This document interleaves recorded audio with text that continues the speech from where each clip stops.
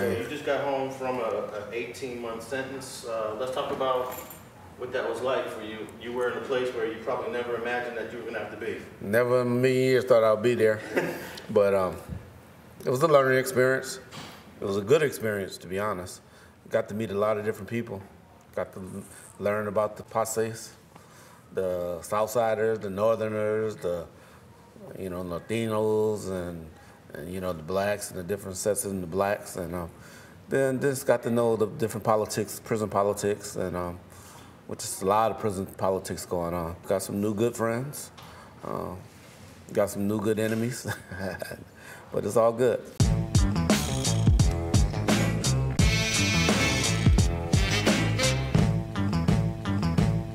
The major adjustment was being away from my family, my wife, my son and kids.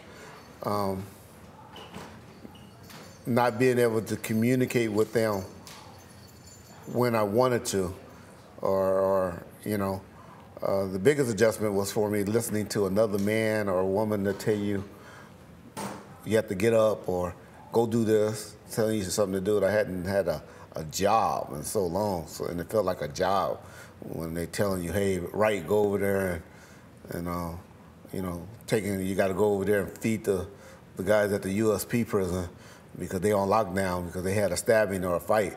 So, make sure you're up at 5 in the morning to make sure their breakfast ready. You want another 30 or 40 inmates have to go over there in the morning. So that was the only adjustment. Other than that, it was all good. It was all good. Yeah, I was really at a camp, a prison camp, which is mainly there to serve the USPs, because those dudes they wild, wild west over there. I thought the state prisons was tough or harder. I think the USP prisons can give those state prisons a run for their money. Well, that USP has people from all over the country. All over. DC boys, Baltimore dudes. You got of course your Crips and Bloods. Then your Mexicans. Anything along the borders, they run because they just so outnumbered. Even at our camp, it was like 130 people. Shit, it was about 75, 80 Mexicans, and the rest was islanders and blacks. And that was about your 3 different sets: islanders, blacks, or some form of Mexicans, which they kind of all divided because they kind of separate in their own ways. How much access did you have to the people in the USP, which was down the street? None. They see you, they be looking at you when you're walking through or something like that because your uniforms is green and theirs is tan. And so they know the difference and they kind of envy, jealous. Because they know you're going home. Because they know you're going home. You got less than 10 years and they got some time on them. And so they kind of a little envy and, they think you a bunch of soft people or whatever because there's guys over there that did less than, only a year, 2 years like myself, got a less than 18-month sentence. And they got 18 years at the least to 30, So they not happy campers. Before you left, there was no such thing as COVID-19. No. And I guess within just like, 4 or 5 months, boom, this virus hit. What was it like dealing with COVID-19 in that camp? Messed up everything.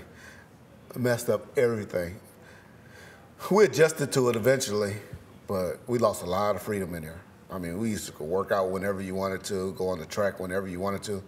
We were free from 5 a.m. to 10 p.m., pretty much to walk around, as long as you did your job assignments or whatever.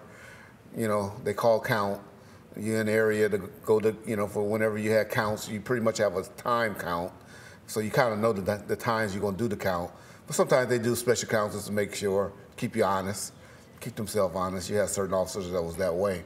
And once COVID came, it was just like, okay, y'all just got to stay in the dorm. We'll let you out when you can go to the track or whatever. And that didn't even take place until about 3 months, 4 months, until about July, August, when they let you go out like 1 hour or 30 minutes a day. So the only way that you guys could get COVID is through the staff, right? Through the staff. Because you guys are technically quarantined from the world, right? Correct. And we didn't. I'm going to be honest, at our camp, we didn't get it. There was a few dudes going out. I told you didn't get out. but nobody brought it back.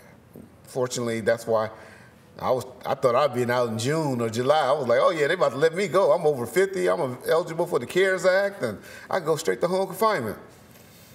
Which they were like, shit, ain't nobody sick here.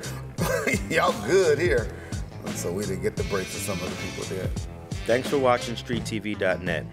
If you're not subscribed, please hit that button below and click the bell to receive alerts and notifications. Feel free to comment below so you can give us your feedback, and be sure to watch the 2 related episodes to the right. If you want to support this platform or follow us on social media, visit the links in the description. And thanks for watching StreetTV.net.